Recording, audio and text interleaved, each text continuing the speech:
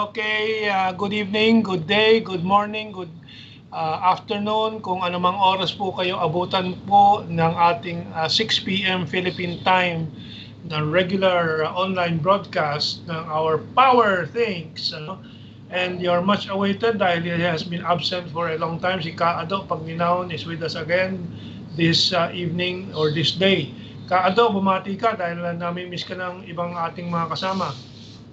Magandang buhay po sa inyong lahat. At tayo'y pinalad na maging nakaupo, nakatayo pa rin despite the pandemic. At we are still kicking hard. Marami po akong mga kaibigan na could not make it. Yung aking technical assistant just died today, si Sin Soriano. So, yeah, I've heard that name from you. Anong edad na ni Sid Soriano, Kaado? I think he's about not even 45. So, that's very young. COVID ba o anong kaso niya? Talagay ko COVID to because heavy smoker to eh. Okay. Meron na siyang parang emphysema even before.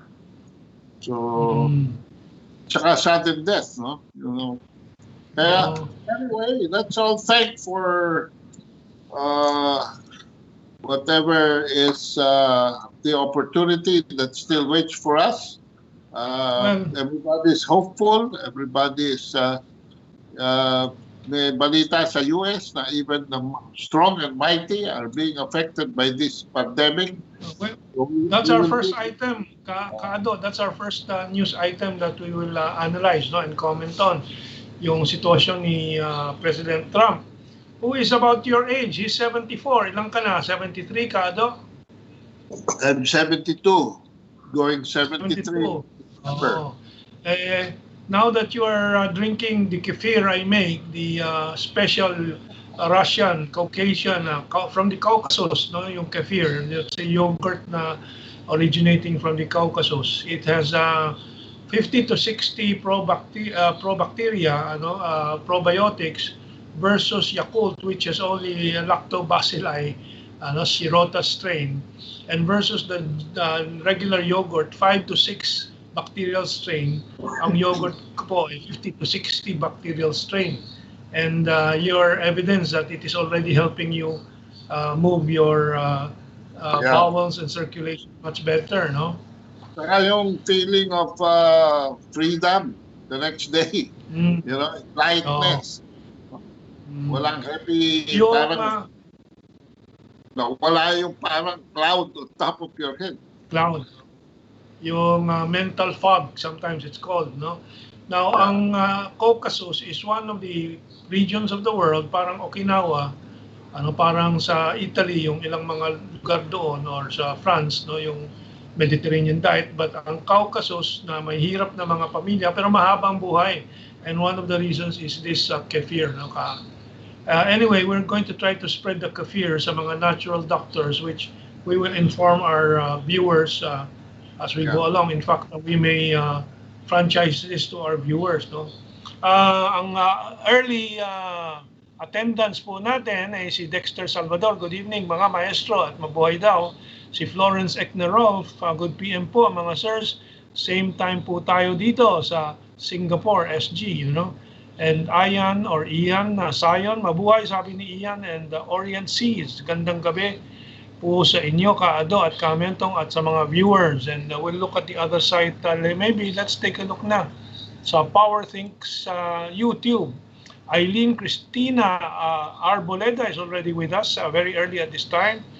And dito naman, Tom Bong, saan po nanggagaling ang mga pondo? Utang ba o sariling pera ng gobyerno? May kinalaman ba ang wealth of the nations? Ali isang pondo ng Republika ng Pilipinas.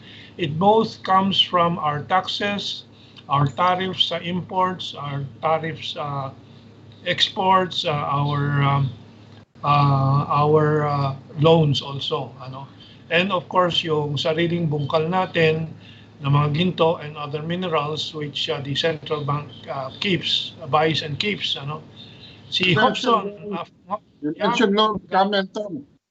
Ano? Bihira nakakaalam na ang Pilipinas ay nagpapahiram na ng pera. We are a creditor country. No? Hindi lang tayo buutang.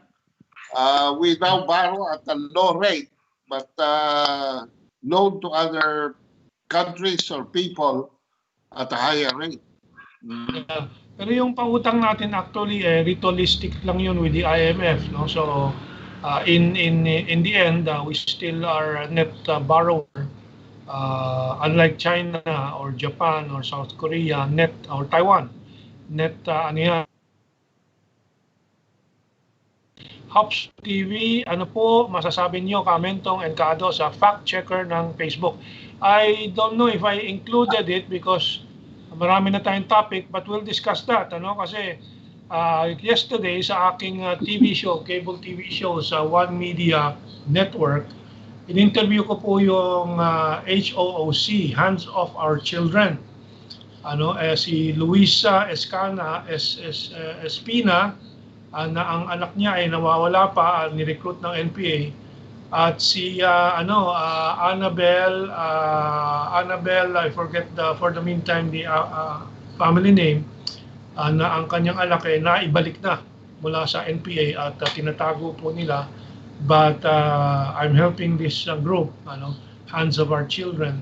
Baka later on we can mahabol po natin sa ating isang oras ngayong gabi, And then of course si Ricardo Bolawen. Good afternoon, Mentong and Kado. Good job, sir, sabi niya. And Gavin Elcano, mga sir, kailan po ba tayo naging kasing yaman sa Japan?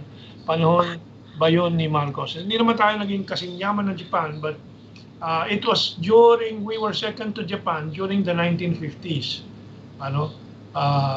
During the Korean War, we were very progressive then because of the special relationship, economic relationship with the United States at that time. And nung pumasok ng administrasyon ni Marcos, medyo we were still doing fine until the latter half. But we'll go into that as we discuss these things. Let's go first. Kaado, you're doing much better than the President of the United States, si President Trump. Tinamaan ng COVID-19. And gusto mo padala natin, sabi mo kanina, padala natin yung Lianghua Qingwen natin na may stock tayo dito. Padala po sa atin ng Chinese Embassy. Sa American Embassy. Padala natin sa American Embassy. Sige. Anyway, si Trump, ito po ang image po natin. I think ang ating techie is back today. Last Wednesday, we had Matthew who helped us technical production nito. But now, Joss is back with us. And yan po, sa harap po ninyo, makikita nyo yung image. Trump in hospital with COVID. President says he thinks experimental treatment going well after a struggle to breathe. Nahihirapan na siya huminga. Nasa Walter Reed Hospital siya, Kaado, and you know that, of course, you've kept up. This all happened only yesterday, October 2. We're now October 3. Yung kanyang debate kay Biden ay September 30. October 1, wala pang balita. Kahapon, midnight, hating gabi, alauna ng madaling araw, nag-text na siya, nag-tweet na siya na siya at si Melania, yung asawa niya, ay may COVID, nahawa si Trump daw doon sa isang close-in consultant niya, si Hope Hicks. Magandang babae rin.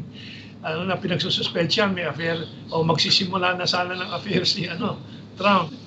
Pero alam po ninyo, at Kaado, this is a reminder to the what I call pandemic individuals and group. Kasi merong mga naglabas nung pandemic na planado itong epidemic na to at pandemic na to. Alam po ninyo, ako suspetsyoso din ako sa WHO, pharmaceuticals, George Soros. Pero we have to be very careful. Kasi yung sobrang pag-spread ng panic, both sides, yung nananakot with COVID-19 at yung mga nananakot na ito ay planado at huwag maniwala sa WHO, huwag maniwala doon sa pagsusuot ng mask, shield, lockdown, and so on. Delikado din po yun. Ibabalanse po natin yan. I admire those who are questioning, but it has to be balanced because it's dangerous also if we convey the wrong message. No? And yung po ang nangyari kay Trump. Si Trump ang pangunahing napasaway sa mask, sa lockdown and so on. Ayan, tinamaan na po siya. Of course, Kado, may ibang nagsususpect siya, baka gimmick lang ito. Propaganda gimmick dahil natatalo na siya sa propaganda, sa debate, natalo siya 60 versus 20+% lang para sa kanya, 60 for Biden, ang panalo daw si Biden sa debate, and so baka nag-gimmick lang, but I doubt it, no? Mahirap i-gimmick, itago ang galaw ng presidente. Kado, what's your reaction? Pagdating sa ganitong mga bagay, everything should be in moderation. Kailangan balansehin eh. Wala tayong we are not in possession of the objective reality because even science is a little bit shy in being fully transparent to us. But we know there are some vested interests. So, medyo balanse. Tama sabi mo, balansehin lang natin. Wala namang mawawala. Kung ikaw lang, ikot ka lang, baka hindi lang COVID ang makuha mo dyan. Hindi ba? Yeah. There are other diseases out there, Okay, we have a lot of topics. So, una po, siguro walang tao na hindi nabalitaan itong pagkatama ng COVID kay Trump, no? Pero delikado po, he's now 74. Sabi nga ng mga doktor na potential yung unang linggo parang medyo normal pa at kayang-kaya ng katawan, pero sa mga may comorbidity na tawag, yung may edad, may lung problem, may high blood pressure, diabetes and so on, yung second week can be a fast deterioration even if he has the best medical care. So individual conditions po yan. Well, the other news, Kado, is finally naggumagalaw na yung kaso ni Bongbong dito sa eleksyon, At dinelay na ng katakot-takot ni Leonen, 2 taon na or more, at illegal na po talaga ito, and I wonder why hindi pa gumalaw ang gobyerno earlier. Although sabi nga nung iba nagsususpecha, baka pinababayaan ni Digong tulad ni Karod Kapunan na sulat tungkol dito dahil suportado niya si Marcos, si Bongbong. Sabi ko actually, lumabas na September 7 yung unang balita about the SAL end of Leonen. Tapos sinundan ng columns ni Bobby Tiglao. Tapos September 17, si Rod nagsulat na rin tungkol dito laban kay Robredo and for the resumption na of the electoral case ni Bongbong Marcos, and by September 29-30 gumalaw na po itong si Leonen. Finally napilitan. So by the way, Kado, baka next week we will have a Zoom meeting with Bongbong Marcos, ina-arrange na ni Rod Kapunan. We will report it here sa ating show, baka Wednesday night o Saturday night next week sa ating Power Things. What are your reflections on this case, Kado? Well, alam mo, dapat at the very least administratively, itong si Leonen should be answerable for this. This is a matter of national interest because this affects the succession in a time when there is a pandemic and there is danger of, matanda na ang ating Pangulo. Alam mo, kung walang batas na pwede humabol dyan kay Leonen, I would suggest strict justice. Pag nakita nyo sa labas, batukan nyo na lang yan. Hindi na biro ito eh. Halatang-halata naman na bayad siya eh, no? There is only one reason kung why gaganyan niya. Kaching. Because there's no reason. Even if pro Leni Robredo siya, alam niya na ang taong bayan hindi naman pa-open si Leni Robredo over walang resolution itong bagay na ito. So, ang pupuntahan nito, anarchy. No? Ako, for instance, if something happens to Duterte, I will not, hindi ako papayag. And kung merong Black Lives Matter, di ba? It's about time that all Filipinos, gumawa rin tayo na OVM, Our Vote Matters. At magpasag na rin tayo ng anong mababasag natin dyan. Baka ayaw tayong pakinggan.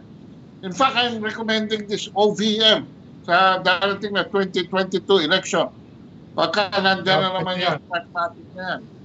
Hindi na dapat matuloy ang eleksyon pagka ganyan. Babuyan lang, lokohan lang. Okay, Kaado, you mentioned nga this is a matter of national interest. In fact, I'm saying this is a matter of global interest. At makikita po natin yung susunod na balita na ating aanalisahin. Importante po na huwag po makaupo itong dinaya ng mga dilawan na makapwesto na Leni Robredo dahil ito ay talagang itataguyod at kita naman natin ngayon, itinataguyod na yung pananaw at direksyon ng Estados Unidos. Dahil ang susunod na balita natin after this ating pag-anunsyo dito na maganda nga itong pagpapatuloy na ng electoral protest, sana matapos na at makita na ang katotohanan dyan. Itong susunod po, and it's in your screen now, Lorenzana seeks US Embassy clarification on disguised aircraft. Kasi natuklasan na po itong September 30 or earlier, a few days earlier before nag-anunsyo si Lorenzana, na ginagamit ng Estados Unidos ang code, airline code ng Pilipinas. Pag nagsa-surveillance sila, nag-intelligence work sa Yellow Sea, sa mga Chino. Kita po natin na ito ay malinaw na ebidensya na treacherous po itong mga Amerikano sa Pilipino na sinasabi nilang alay nila. Na ikaw, Kaado, ako at ating mga kasama, Rod Kapunan, Mauro Samonte, sila Charlie Manalo, paulit-ulit sinasabi, ipapasubo tayo ng Amerikano. And itong mga amboy, Scarpio, Heydarian, yung Jairus Bondoc na yan, and yung mga kalamay niya sa media, ay tinutulungan silang ang mga Amerikano itago po itong katrayduran ng Amerikano sa Pilipino para sa mga dolyares, silver, pieces of silver, ika nga parang kay Judas. And this is very dangerous. Yung mga nagtanong sa akin sa Facebook, paano gagamitin ng Amerikano? Kung isang araw, i-identify ang American na warplane, na Philippine plane pa lang daw sila, tapos tirahin ng barko ng Chino, anong mangyayari? Ang aakalain ng China, Pilipino ang tumira ay gera. Siyempre, hindi naman ganyan kabobo ang China. At may paraan sila na malaman din yan, clarify sa Pilipinas, and so on. Pero may mga paraan ng Amerikano na gawin yan. Yung nangyari sa sinking of the Maine na nagsimula nung Spanish-American War na umabot sa Pilipinas at sinakop tayo ng Amerika. Yung Pearl Harbor, yung 9/11 and so on. So, Kaado, yung reaction mo dito? Well, it's seldom na pag nagsalita na si Lorenzana, ay magsasalita pa rin si Esperon. But in this case, pareho sila nagsalita. Yung susunod na image natin, ilagay mo na Diyos yung sinabi ni Esperon habang nagsasalaysay si Kaado. Sige, go ahead. Nandiyan pala yan. They should not push the situation to a hill. Kasi depende sa situation on the ground. Alam naman ng China na hindi Pilipino yun . Alam naman nila kasi may visual contact . May visual, hindi naman instrument, hindi naman IFR lang ginagamit dyan. Gumagamit din ng VFR dyan at saka satellite sa China. So, bakit tatago pa nila? Ang ngayong mangyari dito, maulit yung nangyari sa Hainan, kung saan yung spy plane ay pinababa ng jet plane sa China. At in-inspection, bago i-release o isole. Sinoli rin yata finally yung eroplano na yun. No? But mahirap yung mga ganyan kasi wala namang rason para magbanggaan eh. Wala namang rason para magkaroon ng hot war. So there's also no need for provocation. And this is very dangerous because it involves a third party. Nangangahulugan lamang na ito talagang mga Amerikano, people of itong mga military nila are not, they don't have moral scruples. That's right. Blatant na, masyadong brazen na mga violation nila. Kaado, talking about moral scruples, ang susunod na storya na ating kukomentaryohin, yung Cayetano versus Lord Velasco. Ito po, from Philippine News Today, pinili ko po ito. This is a Filipino paper in the United States. Kilala mo ba si Fred Gabot, Kaado? Nakakausap mo ba sa US noon? He's a reporter. Si Fred He's a Gabot. publisher here. He's a publisher of the Philippine News Today. And yung ulat niya ang ginamit ko, si Alfred G. Gabot, editor-in-chief ng Philippine News Today. Cayetano stays as speaker, ignores Duterte deal. Sabi dito, despite winning House vote, some solemn say proceedings sa Sham. Ang point ko po rito, Kaado, at sa lahat ng mga taga-subaybay po natin, yung politika natin parang politika ng US. Puro ngaw-ngawa ng mga politiko. Pero wala po sa isa sa kanila ang talagang ang interest ng sambayanan at ang mga naghihirap na taong bayan sa puso nila. Ito lahat puro sariling interest, Kaado. Mayroon ka na bang sinulat tungkol dito? Wala pa, no? Nilabas ko kanina. Alam mo, kanina, nilagay ko nga dito, mamaya. Sa sovereignph.com, alam mo, itong sitwasyon na ito ay hindi inusuente. Unang-una, Cayetano feel obligated na ipasa yung budget. No? Kasi pag nag-shift ngayon at hindi na ipasa yung budget, makaka-renacted budget na naman tayo, delikado dahil walang provision for the 2020 budget for the Bayanihan 1 and Bayanihan 2. But wasak ang ating ekonomiya pagka nagka-renacted budget tayo. Ngayon, maaaring ginagamit ito ni Cayetano. Pero ako, alam mo, Mentong, dito pa lang sa time sharing na ito, masama na pakiramdam ko dahil sinasakote ng dalawang tao at ng Pangulo ng Pilipinas na wala naman sa pakialam. I'm sorry, no? With all due respect to the President. Mr. President, no business meddling with the legislative arm. Although in practice it's done. Pero para sa akin, lalo na mga weaklings yung mga nandiyan sa Congress, hindi mo na dapat pakialaman eh. Bakit? Dahil meron din mga sumisingit na interes. Alam mo ba, Mentong, na ang gusto talaga, sino nagtanggal kay Pantaleon Alvarez?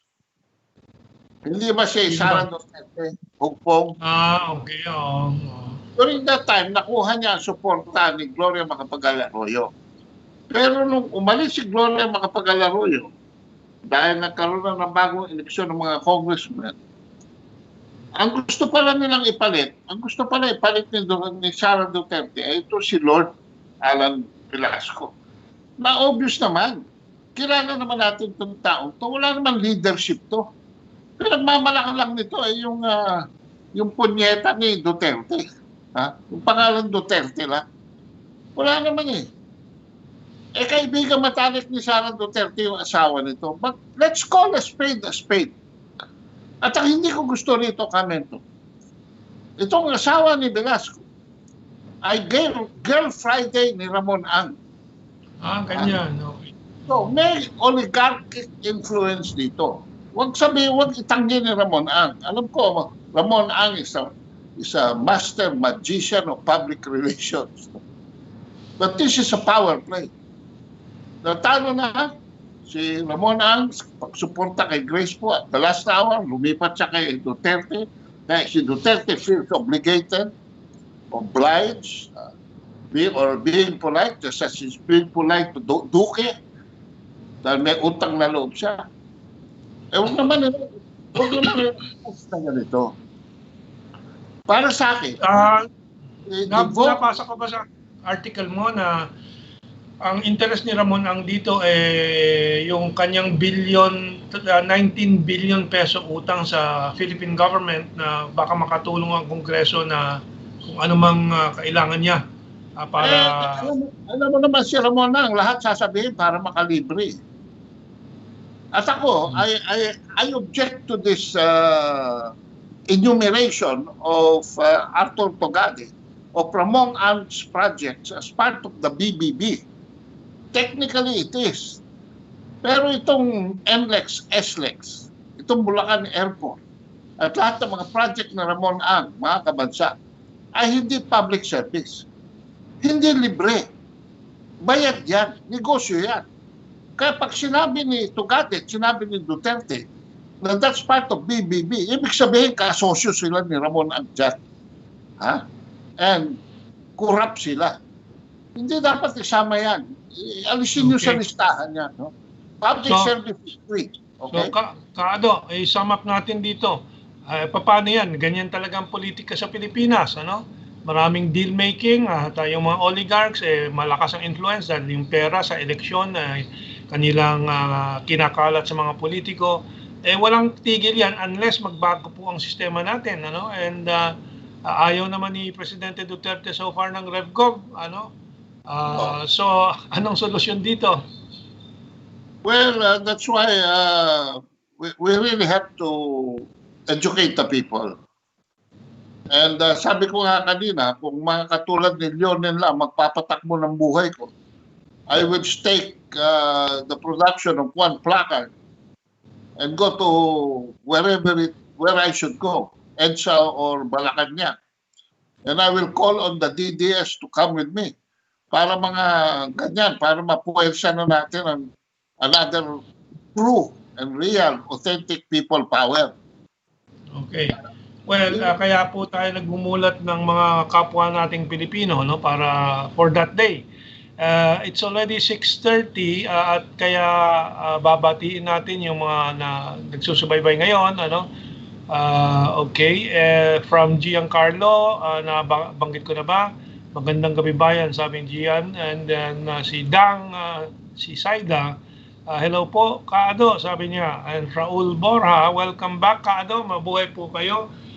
Ni Mentong, sabi niya. Brian, Jerome, Pineda, makialam at maging maalam and dismiss disinformation. Ano? And this one from Antonio Miguel Carlos, good evening po, Maestro Mentong at Maestro Ado. From Inday, Lidoy, Valentine, good evening ka po, Mentong and Kaado. Ano? And mukhang good mood si Inday ngayon. James Moore Moreno, good evening. Ribay, ano? Good evening po sa inyo, Mentong and Kaado. From James Moore Moreno ulit, ano kayang message niya dito? Tinatakpan yan ni Batumbakal ng UP, isa pang tuta, ano? Hindi ko pa nabasa yung reaction ni Batumbakal dito. Can you refer me kung saan siya lumabas sa pananalita niya? From Juliet Camaro, an old friend and comrade of ours. Mabuhay, sabi ni Juliet. And I understand, Juliet, yung anak mo ata had a commentary on the PCA issue. Very lawyer ata yung anak ni Juliet. I forget the name, no? Maybe you can mention it now. From Edmund Saldana. Sumasagot siya kay Antonio Carlos. Kuya Ton, di ba ang mga PhilHealth executives ay career positions? So, kailan pa sila in that position as... Well, that's another issue. Okay. From Alfred Nang, the U.S. military is doing simulated island assault exercises while its soldiers wear patches showing a drone over a red silhouette of China. This is a blatant threat of war and shows how the U.S. is the aggressor, not China. From Medi Balucas, good evening, Mentong and Kaado. Medi, good evening. PJ Amo Basco, sabi niya, let me scroll down para makita kong buong message. Mentong, yung kanina na may anak na may article. Padala lang sa'yo para kung printworthy, may labas natin sa sovereignph.com. From RJ Amo Basco, mabuhay po kayo, Mentong at Kaado. From United Kingdom, si Amo Basco. And let's see dito sa kabila, Power Thinks. Nasa na ba ako yung huling nabasa ko? Marcelo Rodriguez, nabasa ko na ba? Hindi, marami na palang pumasok dito. In-depth, Ricardo Balawen, nabasa ko yon. Gavin Elcano, mga sir, kailan po ba tayo naging kasing yaman sa Japan? Nabanggit ko na yan. Ang gandang gabi po, sabi In-depth Abihag. Dapat bang kasuhan ang Facebook Philippines sa pag-alis ng account ng AFP at mga advocates ng anti-Reds? Well, nagbanta na si Presidente Duterte and very rightfully. And later on, hihabol po natin sa Thailand, kinasuhan na din ng Thai government, sa Singapore, ay napilitan ng Facebook na sumunod sa utos ng Singapore government na lagyan ng clarification yung mga fake news. From Rain Cloud, good evening po, Mentong and Kaado. And tuloy siya. Sa tingin ko po, mas mauuna pang matanggal si Leonen kaysa matapos ang kaso ni BBM. Okay. From Lawrence, comments, most of the polls in 2016 were also trumpeting a Clinton victory. So I wouldn't give too much credence on the polls that are supposedly favoring Sleepy Creepy Joe. Okay, and from Ricardo Baloen, message retracted. From Ernie Scholar, good evening po, sir. And Romel Besana, good evening po, Mentong and Kaado. Tumahimik na ata yung China and Taiwan issue. Well, ganyan naman talaga itong mga propaganda, lilitaw, lulubog, para lang ma-destabilize ang mga tao sa kanilang pananaw. Rain Cloud, sino kayang maunang matanggal? Si Robredo o si Leonen? Pero mas mabilis si Attorney Gadon. Lorenzo Haravata, message deleted. Tayong Pepe Malonzo, good PM, Mentong and Kaado. Yeah, Kaado, go ahead. Huwag tayo masyado umasa kay Larry Gadon. 2 kaso na sa Supreme Court pinatalo niya. Anyway, Marcelo Rodriguez, good day po, Mentong and Kaado. Regular viewer po kami ng pamilya ko from Palma de Mallorca, Spain. Mabuhay po kayo and kayo rin po, buong pamilya, stay safe. Isko Antonio, good evening, Mentong, Kaado. Ano po ang reaction nyo sa sinabi ni Representative Geraldine Roman ng Bataan na kontra sa BNPP dahil baka ang tubig may radiation at obsolete ang makina nito, sabi niya. Well, I'm a supporter of nuclear power but not the Bataan Nuclear Power Plant kasi po yung ano na lang yan, kalansay or skeleton or shell na lang. Wala na pong laman yung loob na yun, yung mga makina tinanggal na, yung mga valvula na libo-libo ang valves doon, puro stock up na. In-assess po ng Russian ambassador po yan, ang unang sinabi niya, hindi na po pwedeng i-revive yan. Kung tatayo, bago nang itatayo. Pero may second batch ng Russian expert daw na sabi, pwede. Siyempre, pagka yung may naglalabi at sasabihin sa Russian, ay gusto namin siyempre, negosyo yan para sa Russian. Di merong magsasabi na okay yan. So, the question should not be the site, yung lugar ng Bataan Nuclear Power Plant. Alam ko po na si Kusi may kasama ng mga real estate and property owners, developers and property owners dyan sa Bataan. Yung isang kilala ko, 300 hectares po ang lupa niya sa paligid. Yung iba pa. Kaya ini-insist nila Bataan. Hindi naman kailangan Bataan yan It could be many other places. So magsuspecha po tayo pag ini-insist nila dyan sa Bataan, sa isang lugar na wala na pong masasalvage na mga gamit dahil talagang obsolete na po yan. Ang mga bagong nuclear power plants, mas maliit, mas mura, pwede nga ikarga sa barge lang at idala-dala kung saan may kailangan. O kailangan pa ba ng nuclear power sa Luzon? We don't need that. We have new power plants coming up here and there.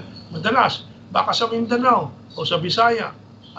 So we should be intelligent about this. May comment ka, Kaado, before we go on to the other comments? Well, I wrote a book, a published book, and siguro yung nasusunod ko ilalabas. about the politics that went into the BNPP, no? Unfortunately, if it was able to operate at the proper time and motion, at the proper timeline that was designated by the PERT and CPM, no? By the PERT CPM, that engineering works that went into that, which was 1986. Alam niyo ho ba na tapos na yan? Isi-switch on lang ni Cory Aquino. Isi-switch on. Hindi niya ginawa for ideological purposes, political purposes. Dahil practical purpose yan. Kaado, the purpose there in not switching it on, the purpose in not switching it on, so that the Lopezes will continue to be the ones to make money from power. Correct.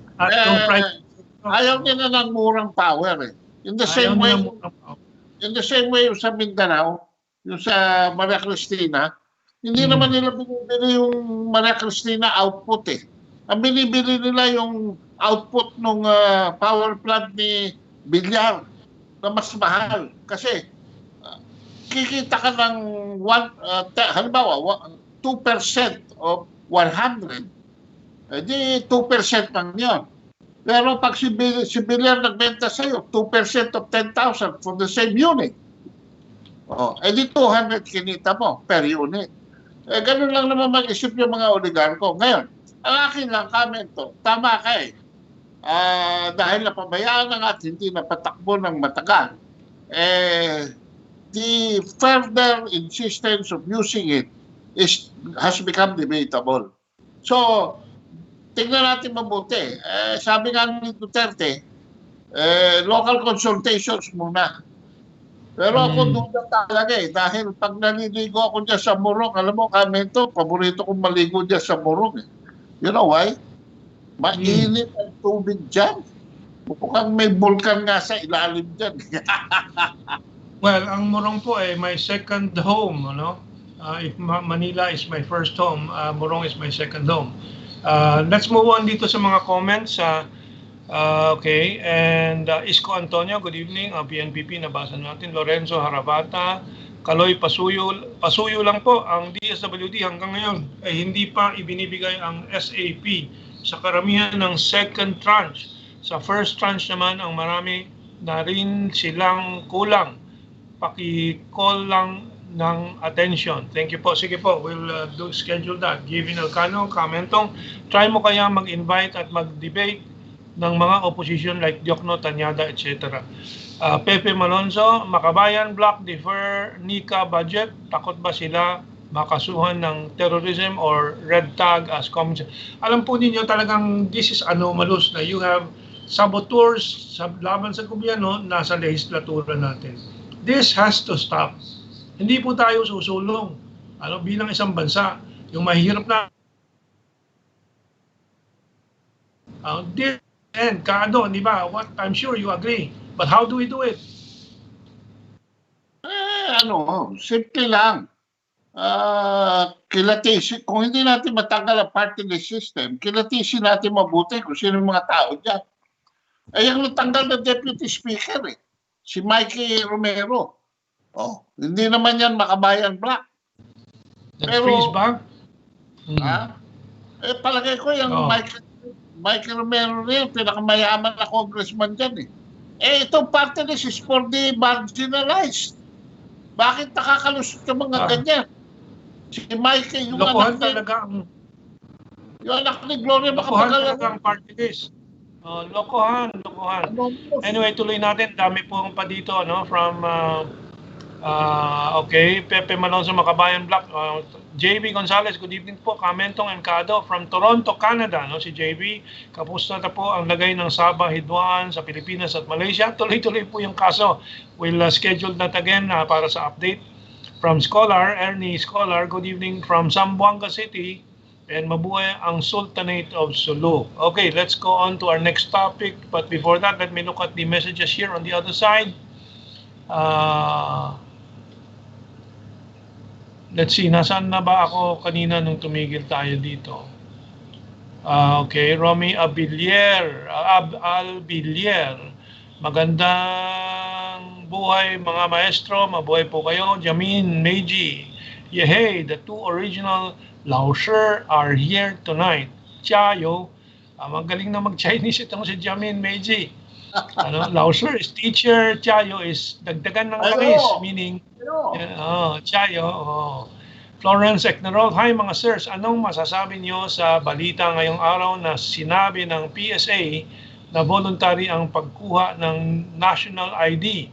National nga, dapat mandatory, dapat deny sa any transactions ang walang national ID. Tama po kayo, Florence, and I don't know, I have not read that. Kalokohan po yan kung voluntary, From James Moreno, James Moore, commentong sa GMA 24 oras po, may mga dakdak siya doon, pinasinungalingan niya ang report ng militar.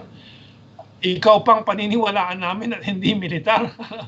Talagang bayad na bayad po yan. Rafael Alaan, good evening sa dalawang maestro comments and Kaado watching from Cainta. Okay, let's move on to the next topic. Dito po, good news from Jamin.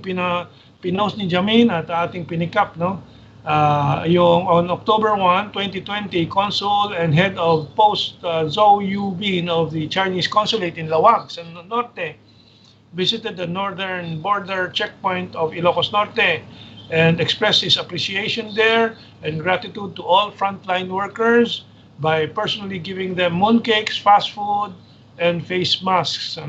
So yung tuloy-tuloy na pangangalaga ng Chinese Embassy sa mga frontline workers natin, araw-araw po meron yan sa iba't ibang parte ng ating bansa. Okay, and Kaado, it's time we shift to international developments. Ang susunod po ay South China Sea. Vietnam talks, seeks, naghahanap, humihingi ng talks, usapan, dialogo at negosasyon ang Vietnam sa China tungkol sa Parcel Island dispute. Two countries should minister to resolve existing problems. Vietnam's President tells Chinese counterpart in a phone call. Conversation comes at China mounts military drills in 4 maritime areas. Vietnam na po yan. So, ito yung ulat galing kay Keegan Elmer from Beijing, September 30. So, Kaado, talagang tama si Presidente Duterte sa kanyang approach dito. 2 years ago pa, 3 years ago, ginawa na niya.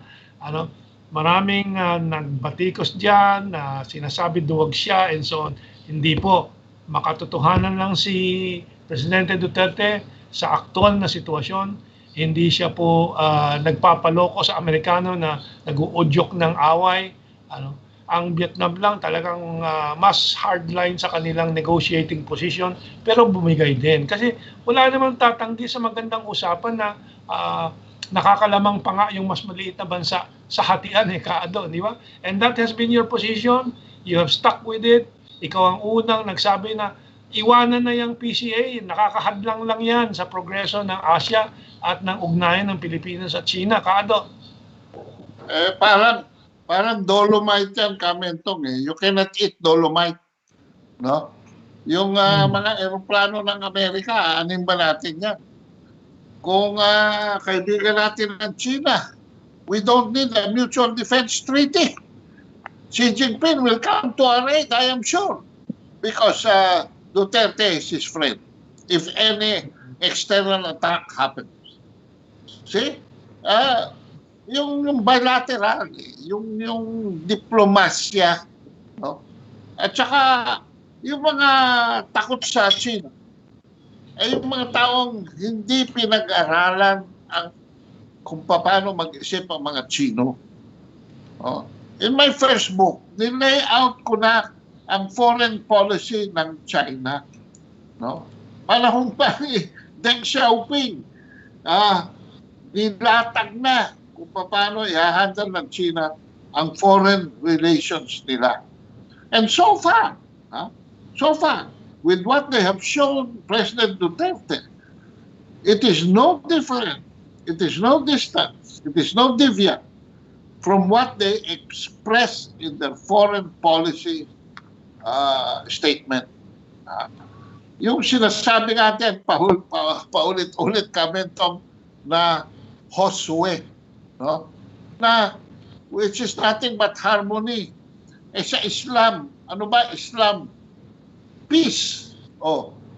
Eh in a peaceful manner, in an orderly manner, kausapin natin itong mga taong ito na silang mga pinakamayayaman sa mundo ngayon.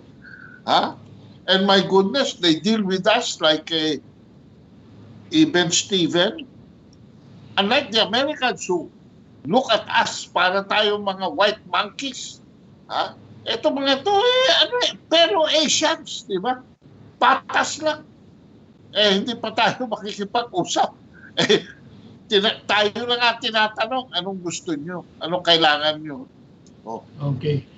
Well, Kado, we have to move on. It's now 6:47, no? We have 15 minutes pero mag-extend tayo dahil idadagdag po natin yung diskusyon tungkol doon sa Facebook, ano?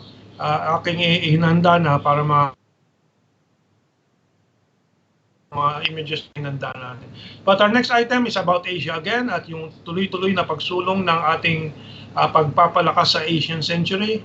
Ito po, from the Jakarta Globe, from Indonesia. Indonesia, China start working on Rupiah, Yuan Direct Settlement. So, ang trading nila, ang pangangalakal nila will be Yuan to Rupiah. Hindi na po dadaan sa dolyar. So, dahan-dahan po, nagiging independiente po tayo sa mga dolyar. Sabi po rito sa Jakarta Globe, Indonesia and China have agreed to work on and promote a framework of direct settlement between the Rupiah and Yuan, marking a significant milestone for the two countries' trade and investment transactions. And kailan po mangyayari sa Pilipinas yan? And dahan-dahan po yan. Hindi nagmamadali ang China. Anyway, top trading partner na ng Indonesia, ng Vietnam, ng Pilipinas, ng ASEAN, ng China. So it's a matter of time. Habang sinisiraan ng mga amboys at ng US propaganda ang China, anong totoo? Wala pong tigil ang bangon, pagtaas, paglakas ng China, samantalang Estados Unidos, kita po natin tuloy-tuloy na nagkakagulo po hanggang ngayon. At matagal pa po bago makakabangon ng ekonomiya ng China. Kado, any addition to what we said?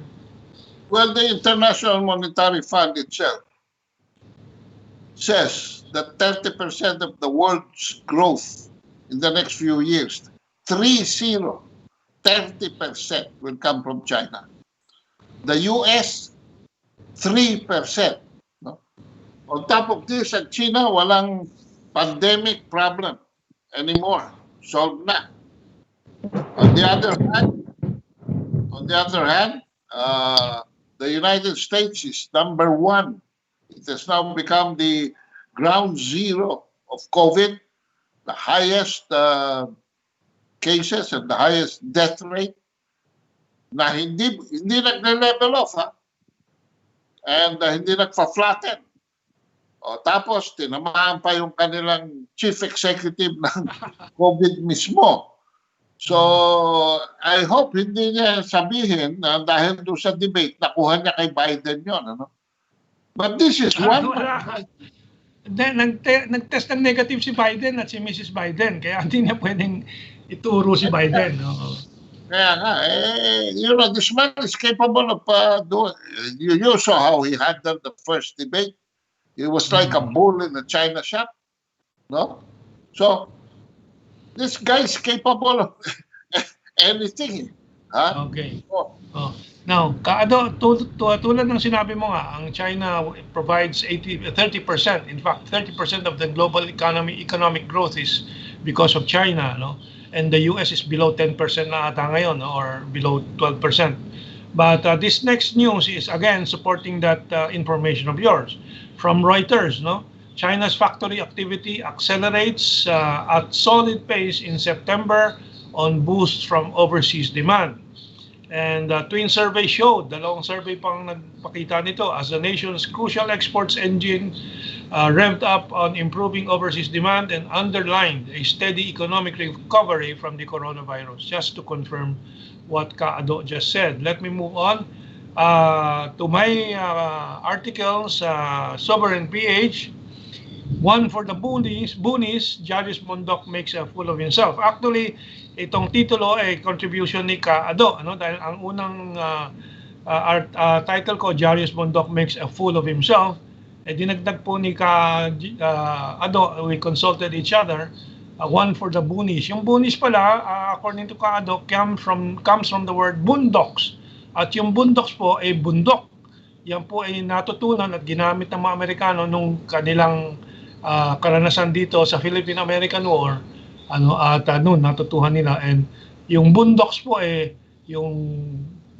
sa English ngayon, ang ibig sabihin ay in the backward, far-flung place, bundok. Anyway, ang puntos ko rito, dahil sabi ni Jairus Bondoc sa Philippine Star, sa kanyang column, China state units creeping into Philippine Armed Forces bases. Sabi ko, gago ka ba? Creeping? Ano bang creeping? Creeping, gumagapang, patago. Sa ilalim ng anonymity ng anino, ng kung ano-ano, hindi nagpapakita. Kung sinusulat na ni Jairus Bondoc sa Philippine Star, kung yung mga cell sites ng China Telecom with DITO, aprobado ng Lorenzana at ni Duterte, broad daylight po yan, anong creeping? Napupuno na po ako dito, Ado, sa mga amboy writers, pinangako ko na ngayon sa Facebook, dediretsuhin ko ang bawat artikulong makita akong mga fake news and fake issues ng mga amboys laban sa China at laban sa Philippine-China relations. Yung una, Ado, dyan din sa Sovereign PH ko nilabas, yung laban kay Babes Romualdez, di ba, Ado? So, ang next one, para mabuo na natin at because we're adding one new topic, yung iyon naman, urgent legislative reform. Congress does not need a facelift, but a severe overhaul.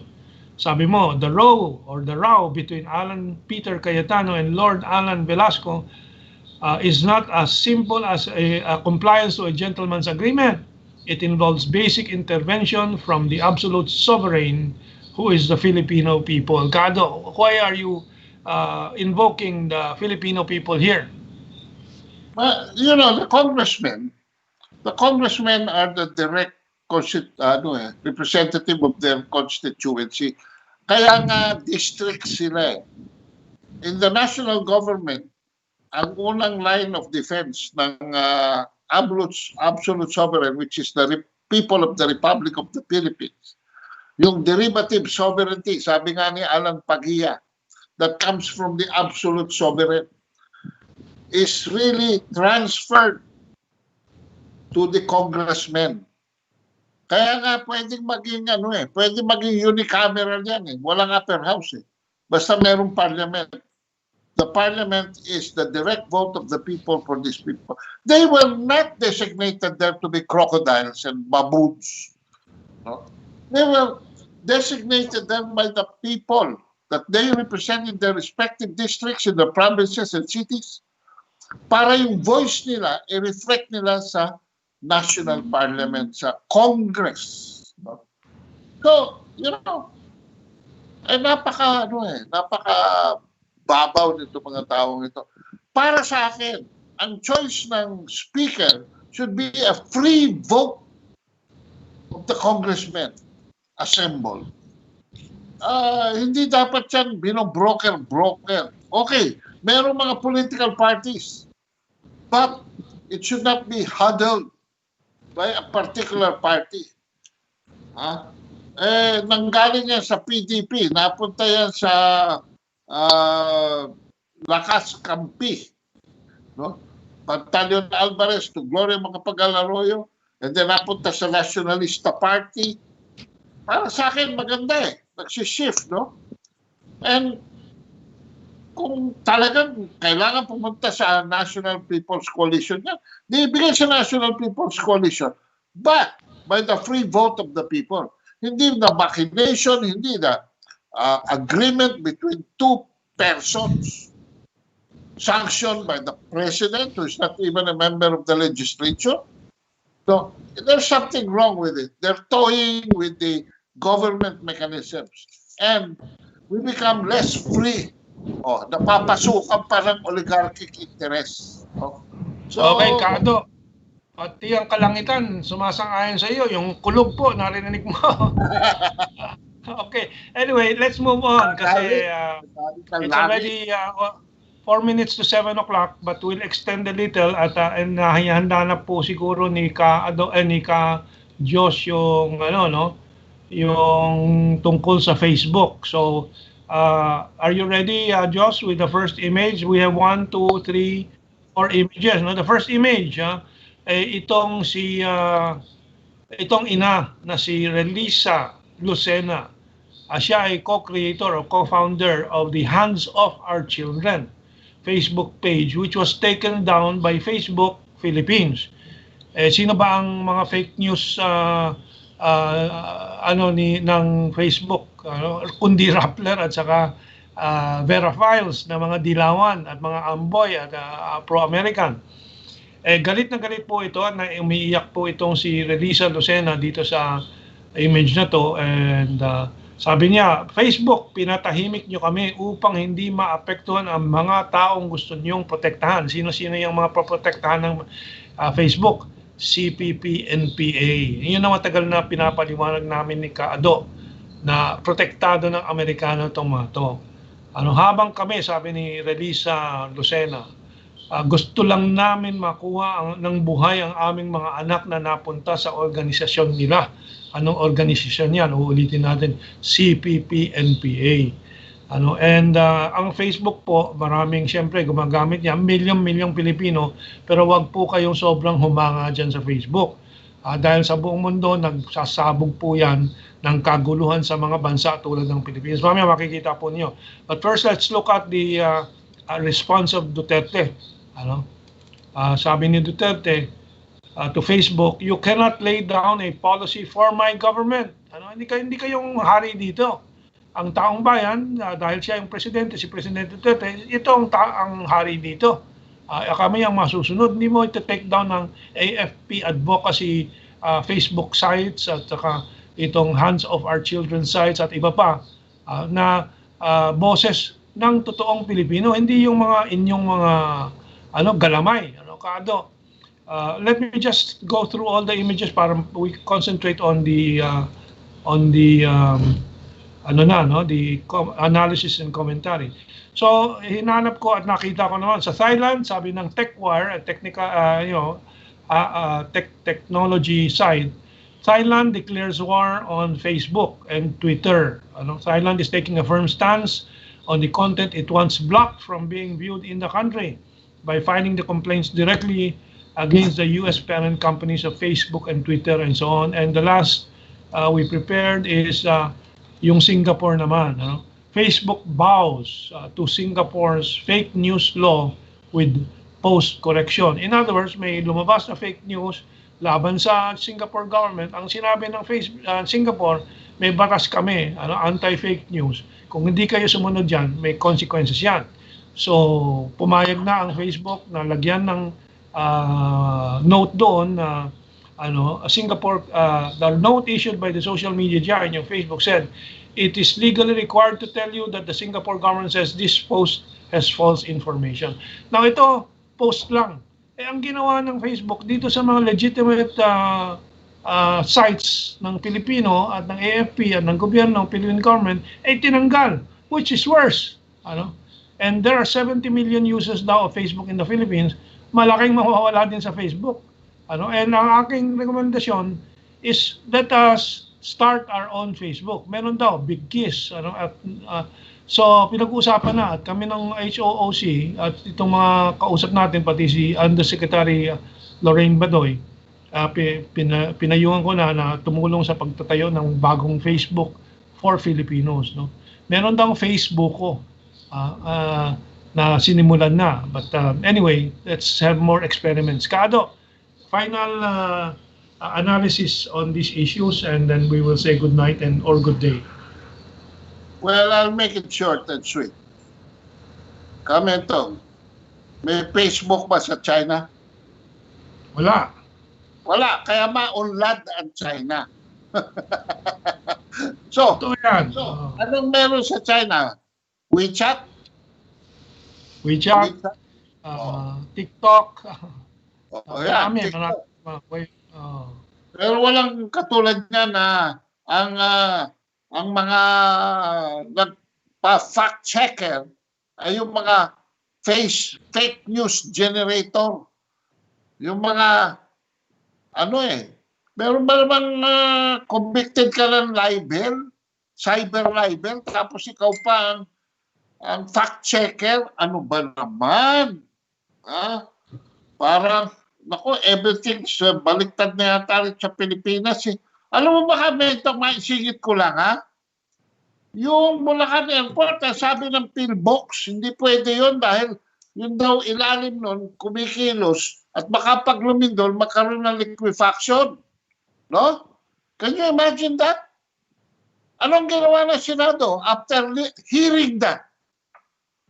Inaprobahan nila sa komite yung prangkisa ng Bulacan Airport. Kundi ba naman mga sa damakmak ng mga ulol at mga gago. Ayan na naman talaga. Corruption yan corruption. At pera-pera na naman yan ng mga senador at yung mga oligarchs. Walang iniwan yan dito sa mga Facebook. Mga maliliit na mga kuto, mga ipis at daga. They're trying to dictate to the Filipino people how the Filipinos should be free in expressing themselves. Mali yan. Hindi parte yan ng kultura natin. Kaado, we are a bit past 7 o'clock already. Yun po yung target natin, 7 o'clock. It's 7:04, 7:05. So, I think we've had sufficient time and issues to discuss. So, maraming salamat, Kaado. Magpaalam ka muna. Maraming salamat po sa inyo lahat. And once again, abangan ang susunod na kabalat. Basahin ko lang yung mga habol na mga comments dito from Rafael Alaan. Good evening sa dalawang maestro, comments, and Kaado watching from Cainta. Nolito Kalang, good evening po, Kamentong and Kaado watching from Caloocan. And dito sa kabila, let's take a look. From RB Madiera, Kamentong, Kaado, thank you for such very honest insights on anything. Sa party list represented by Marcoleta and Defensor, okay naman po sila. I also support Marcoleta, From Aguhar, Evelyn, exploring Tokyo, Yokohama. Good evening po, Kamentong at Kaado, watching from Tokyo. Aguhar, Evelyn, first name. Gavin Elcano, baka sabihin naman ng dilawan na tuta ng China ang Vietnam. Yun na nga just taking care of their own interest, ang Vietnam. Ayan naman lahat ng mga bansa. Kaya usap-usap, walang gera, walang away. Mang Landos channel, sabi, more power po sa inyo. Pepe Malonzo, FP, naging communist advocate and protector, paano ba? And from Mr. Harley, ano pong balita sa Sabah? Well, we'll schedule that for Wednesday. So we'll have to rest also. Pareho kaming kailangan mag-ingat din at magpalakas lagi ni Kaado. Actually, sa totoo lang, kahapon matapos ng 2 TV taping dahil nga dinagdag yung sa mga ina ng mga na-recruit ng NPA, pinilit ko na extended 1 hour. 2 hours ang taping ko kahapon, tapos inasikaso ko yung mga tulong sa mga tao. Talagang plastado ako sa evening hanggang buong araw. Nagpahinga po ako buong araw para dito sa ating diskusyon ngayong gabi. Maraming salamat, Kaado. Maraming salamat sa inyong lahat. Hanggang sa susunod na Miyerkules po. I will see you again. Okay, thank you very much.